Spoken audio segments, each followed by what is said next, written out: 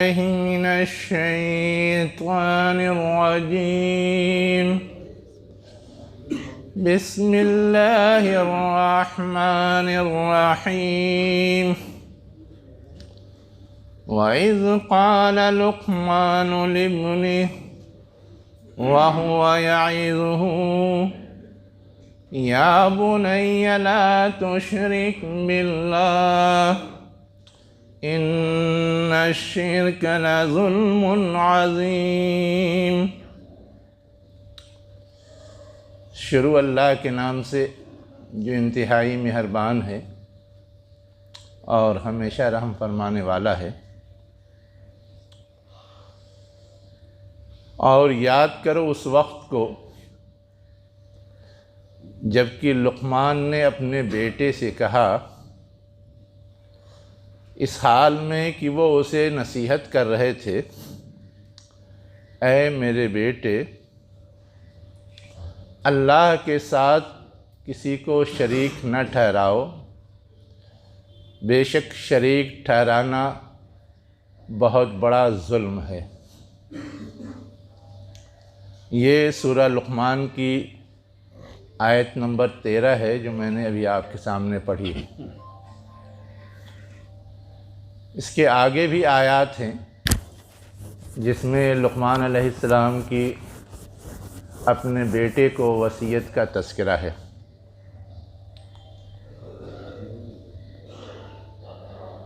लेकिन लुक़मान अलैहिस्सलाम ने जो सबसे पहली वसीयत की वो है जो मैंने अभी आपके सामने पेश की।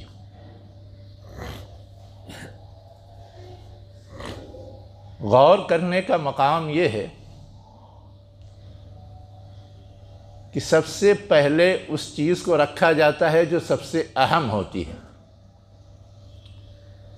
तो लुक़मान अलैहिस्सलाम के नज़दीक जितनी भी नसीहत और वसीयत मतलूब थी या वो अपने बेटे को बताना चाहते थे, उसमें सबसे पहले इसे रखने का मतलब ये है कि ये उनके नज़दीक सबसे अहम थी।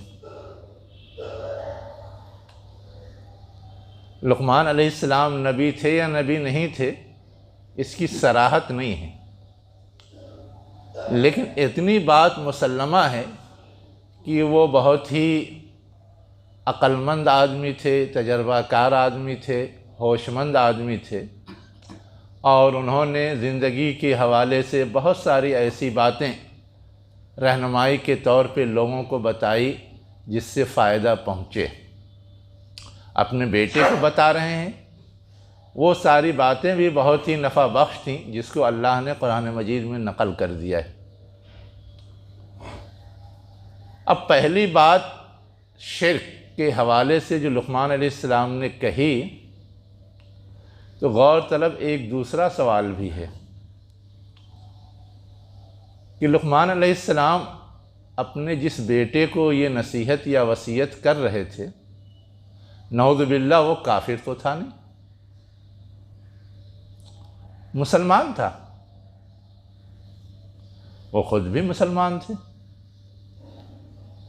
ये वसीयत और नसीहत करने का मतलब ये है, किसी और दलील को लाने की ज़रूरत नहीं कि मुसलमान थे कि नहीं थे। जब वो इस हकीकत को समझते थे कि शिर्क सबसे बड़ा जुल्म है, इसका मतलब ये कि वो समझते थे कि तौहीद सबसे बड़ी कीमती चीज़ है, बताने की ज़रूरत नहीं है।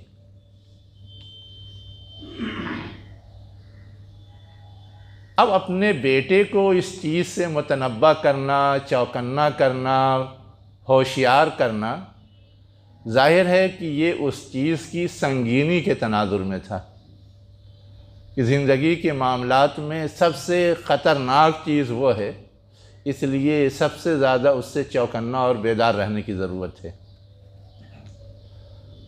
कैसे ख़तरनाक चीज़ है? इधर उधर की बातें तो बहुत सारी हो सकती हैं, लेकिन मोटी मोटी बात है।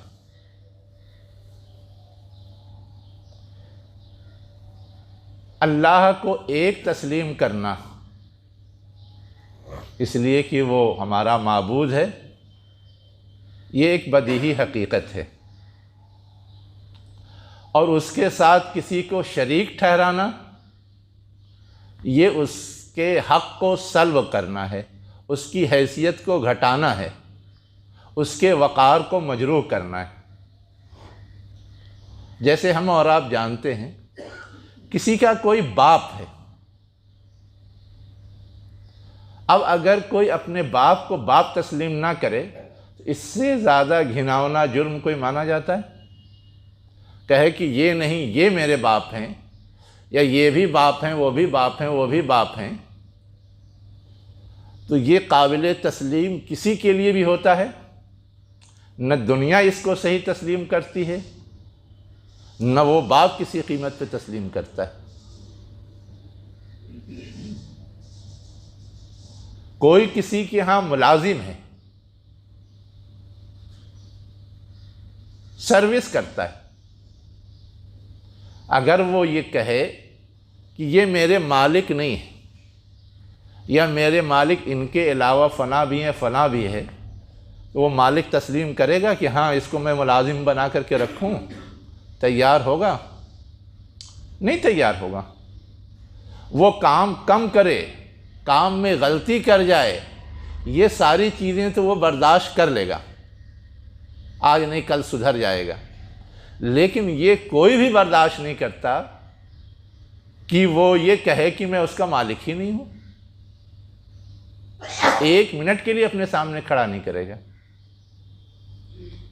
वैसे ही आपकी बीवी आपको खूब खिलाती है, पका करके आपकी खूब खिदमत करती है, लेकिन कहती है कि मेरे शौहर सिर्फ आप नहीं हैं, फलां भी हैं। या वो फना के साथ अपना मुंह काला कर लेती है। कोई शौहर इसको बर्दाश्त करता है? हदीस में बाज़ाब्ता मिसाल दी गई है कि शिर्क करने वाला छनाल औरत की तरह है। छनाल औरत कहते हैं ऐसी औरत को जो शादीशुदा हो, उसका शौहर मौजूद है और वो दूसरे से मुंह काला करे। हम और आप जानते हैं कि इस कायनात का हकीकी खुदा सिर्फ एक है, अल्लाह ताला। हमें उसको खुदा तस्लीम करना चाहिए। उसके अलावा किसी और को तस्लीम करते हैं, किसी और के सामने झुकते हैं, किसी और को नफ़ा पहुंचाने वाला, नुकसान पहुंचाने वाला तस्लीम करते हैं, तो ये उसके साथ शरीक ठहराना है। और ये चीज़ अल्लाह को किसी कीमत पर गवारा नहीं। इसीलिए कुरान में अल्लाह ताला ने डिक्लेयर कर दिया है, इन्ना शिरका लज़ुल्मुन अज़ीम के अलावा दूसरी जगह है, इन्नल्लाह ला यग़फ़िरु अन युश्रका बिही व यग़फ़िरु मा दूना ज़ालिका लिमन यशा। अल्लाह ताला शिर्क को किसी कीमत पर माफ़ नहीं करेगा। उसके अलावा दूसरी गलतियों को अल्लाह जिसके हक़ में चाहेगा माफ़ कर सकता है। उसकी यही संगीनी है जिसकी वजह से वो माफ़ नहीं करेगा।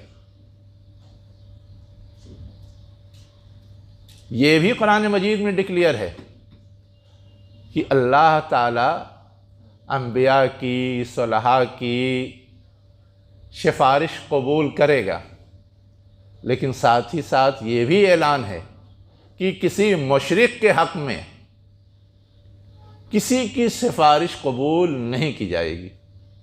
चाहे वो नबी हो, चाहे वो बाप हो, चाहे वो रिश्तेदार हो, किसी की सिफारिश कबूल नहीं की जाएगी। लाख दुनिया में इंसान गलती करके गया है, जहन्नम में सज़ा भुगतने के बाद उसे जन्नत में पहुंचाया जाएगा। लेकिन अगर शिर्क किया है तो उसके लिए हमेशा हमेश के लिए जहन्नम मुक़द्दर। तो ये उसकी संगीनी की तरफ इशारे हैं। लुक़मान अलैहिस्सलाम ने अपने बेटे को जो नसीहत की थी वो इसी तनाजुर में कि ईमान की दौलत मिल गई है, उसके बाद तुम किसी और को अगर अल्लाह के साथ शरीक ठहराओगे तो ये इंतहाई घाटे का सौदा है। सब किया कराया बर्बाद हो जाएगा। जैसे हम ये जानते हैं कि किसी ने अगर इस्लाम कबूल कर लिया तो उसके पहले के सारे गुनाह माफ़ हो जाते हैं, वैसे हमें ये भी जानना चाहिए कि किसी ने अगर शिर्क इख्तियार कर लिया, तौहीद से दस्तबरदार हो गया, अल्लाह के साथ किसी को बराबर ठहरा लिया, तो उसकी कोई नेकी अल्लाह के यहाँ काबिल कबूल नहीं होती। सब अकारत, सब बेकार है। चाहे वो दुनिया में कहने के लिए हज़ार तरह के अच्छे काम कर रहा हो, लेकिन कोई नेकी कबूल नहीं होती। अब अगर ये चीज़ इतनी संगीन है तो हमें और आपको ये भी समझने की ज़रूरत है कि ये है क्या चीज़, ताकि हम उससे बच सकें।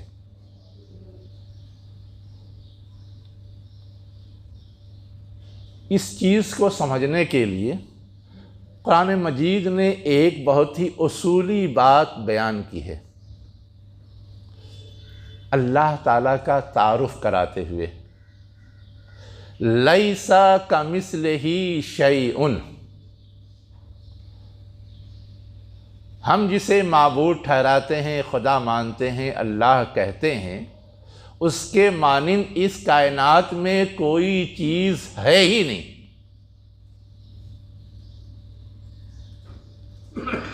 हम अगर शरीक ठहरा रहे हैं तो गोया ये बात मान ले रहे हैं कि उस जैसा कोई है, हालांकि अल्लाह ने डिक्लेयर कर दिया, ऐलान कर दिया, लैसा कमिस्लिही शैउन, उसके मानिंद कोई चीज़ नहीं। प्रैक्टिकल होता क्या है? अल्लाह की ज़ात है एक।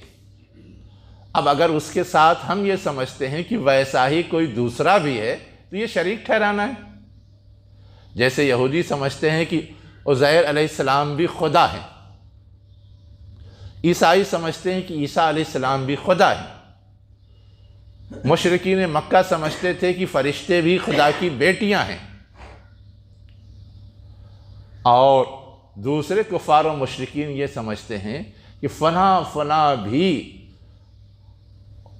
अवतार की शक्ल में दुनिया में आ गए हैं और वो भी खुदा हैं। ये सब गोया अल्लाह के मानिंद किसी चीज़ को ठहराना है, अल्लाह जैसा समझना और करार देना है, इसलिए ये गलत है। अल्लाह की बताई हुई डेफिनेशन और तारीफ़ के ख़िलाफ़ है। तो ज़ात एक है, वो वैसा हमने दूसरा, तीसरा, चौथा कोई भी मान लिया, ये चीज़ गलत है। वैसे ही लैसा कमिस्लिही का मतलब ये भी है कि उसकी जो सिफ़ात हैं, उसकी जो खूबियाँ हैं, उन सिफ़ात और खूबियों में भी उस जैसा इस कायनात में कोई नहीं। बज़ाहिर हमें नज़र आ सकता है अल्लाह इल्म रखता है, थोड़ा बहुत हमको भी दिया है, लेकिन इस बात में फ़र्क है कि अल्लाह के पास जो इल्म है वो ज़ाती है और लामहदूद है। हमको जो कुछ इल्म दिया है वो ज़ाती नहीं, अल्लाह का दिया हुआ है, वह भी है, और वो इल्म महदूद है। अब अगर हम किसी को खुदा ठहराएं, इसका मतलब है कि हम ये मान रहे हैं कि उसका इल्म लामहदूद है, उसका इल्म ज़ाती है, हालांकि ऐसा नहीं है। अल्लाह ताला दाता है, लेकिन अल्लाह ताला के इख्तियार में कायनात की हर चीज़ है।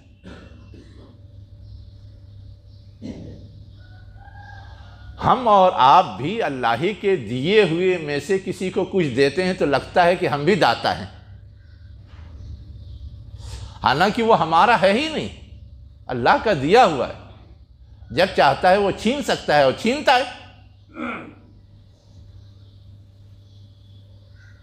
तो ये जो अल्लाह की सिफ़ात हैं, अल्लाह की खूबियाँ हैं, ये चीज़ अगर हम किसी और में तस्लीम कर लें तो ये भी शिर्क है। ये उस उसूल के ख़िलाफ़ है, लैसा कमिस्लिही शैउन। अमली ज़िंदगी में है क्या? औलाद देना अल्लाह का हक़ है, अल्लाह की खूबी है, खालिक वो है, अब हमको अगर औलाद नहीं मिल रही है तो हमें मांगना उसी से चाहिए। अल्लाह कभी भी दे सकता है, कुरान में उसके इशारात हैं, लेकिन अब हम इधर उधर मांगने के लिए चले जाते हैं तो ये भी शिर्क है। ये भी उसकी खूबी में दूसरे को बराबर ठहराना है। वैसे ही जब सब कुछ अल्लाह ताला का दिया हुआ है तो अब उसका ये हक है कि हम उसका एहसान मानें। तो इस तरह की जितनी चीज़ें हैं कि हम उसका एहसान मानें, उसके अहकामात को फॉलो करें, उसकी दी हुई हिदायत के मुताबिक ज़िंदगी गुजारें, जिसे हुकूक व इख्तियारात कहा जाता है। हम अगर ये चीज़ किसी और के लिए भी तस्लीम कर लें, ये भी शिर्क है। मसलन पैदा उसने किया, सारी चीज़ उसने दी, तो दुनिया में ज़िंदगी हमें उसके बताए हुए तरीक़े के मुताबिक गुजारनी है। अब अगर हम उसके बताए हुए तरीक़े के बजाय अपने मन से कोई तरीक़ा ईजाद कर लें, या किसी ने बना दिया ये करो ये मत करो, तय कर दिया कि तुम गोश्त मत खाओ, तय कर दिया कि तुम शराब पियो, तय कर दिया कि दो मर्द भी आपस में क्या कहते हैं मियाँ बीवी की तरह रह सकते हैं, ये चीज़ हमारे लिए काबिल तस्लीम नहीं होगी, अल्लाह के बंदे के लिए काबिल तस्लीम नहीं होगी। अगर हम ये तस्लीम कर रहे हैं तो उसने जो दूसरी हिदायत दे रखी हैं, जो दूसरे अहकामात दे रखे हैं, उसके साथ इस नए अहकाम को जोड़ रहे हैं। हलाल हराम का हक सिर्फ अल्लाह ताला के पास है, उसके अलावा किसी के पास नहीं। अब अगर हम किसी और के लिए ये हक तस्लीम कर लेते हैं तो ये चीज़ भी शिर्क है, हमें इससे भी बचना है। अब अगर शिर्क के मफ़हूम में ये सारी चीज़ें शामिल हैं तो हमें और आपको ये जायज़ा लेने की ज़रूरत है, ये अंदाज़ा लगाने की ज़रूरत है कि हमसे और आपसे भी इन पहलुओं से कहीं कोई कोताही, कोई कमी, कोई ख़राबी तो सरज़द नहीं हो रही। चाहे जानते बूझते, चाहे अनजाने में, चाहे किसी के दबाव में, किसी भी तरह अगर हम ऐसी हरकत करेंगे वो जुर्म है।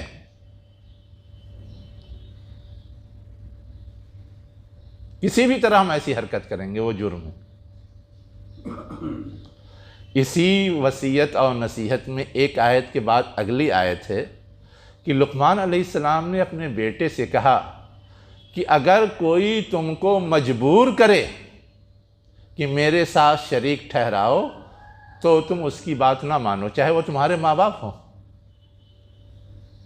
चाहे वो तुम्हारे माँ बाप हों जिनका एहसान है तुम्हारे ऊपर।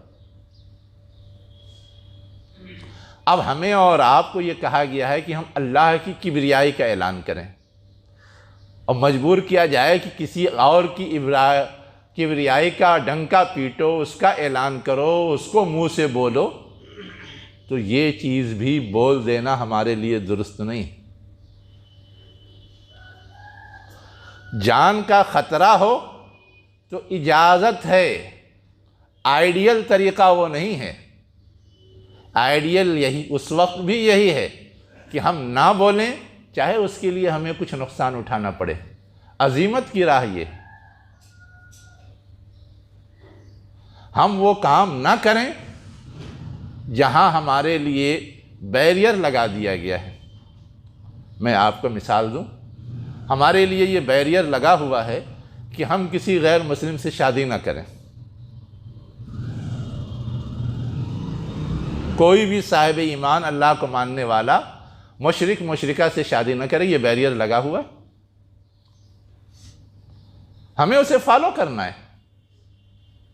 रिवायात के अंदर आता है कि उम्मे सुलैम नाम की एक सहाबियाँ थी, उनके पास एक पेशकश आई।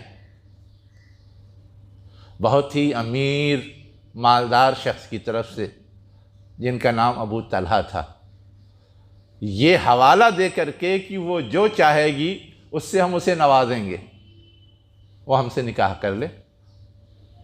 उम्मे सुलैम ने कहा कि मुशरिक से निकाह अल्लाह ने हराम ठहराया है, मैं मुशरिक से शादी नहीं कर सकती। और वो कैसा शिर्क है ये समझाया भी, बताया भी। कहा कि तुम एक दरख्त से जो ज़मीन के अंदर से उगता है बनाए हुए बुत को पूछते हो, और बुत फला कबीले के लोग तराशते हैं, और उस बुत के अंदर कोई जान नहीं होती कि वो तुमको कोई नफ़ा या नुकसान पहुंचा सकें। ऐसी हरकत करते हो बेअक्ली वाली, नासमझी वाली, तुम्हारे साथ मैं कैसे ज़िंदगी बसर कर सकती हूँ। रिजेक्ट कर दिया। कहा कि अगर ईमान ले आओ तो मैं तैयार हूँ, मुझे तुम्हारे माल और दौलत की ज़रूरत नहीं है, तुम्हारा ईमान ले आना ही मेरे लिए काफ़ी है, उसी को मैं अपने मार मान लूँगी, लेकिन जब तक शिर्क पर हो उस वक्त तक मैं शादी नहीं करूँगी। चुनांचे वो ईमान लाए, तब उन्होंने शादी की, और सिर्फ उनका ईमान लाना ही महर करार पाया। तो अगर लोग ऐसी नासमझी की हरकतें कर रहे हैं तो उनको समझाना भी हमारी ड्यूटी है।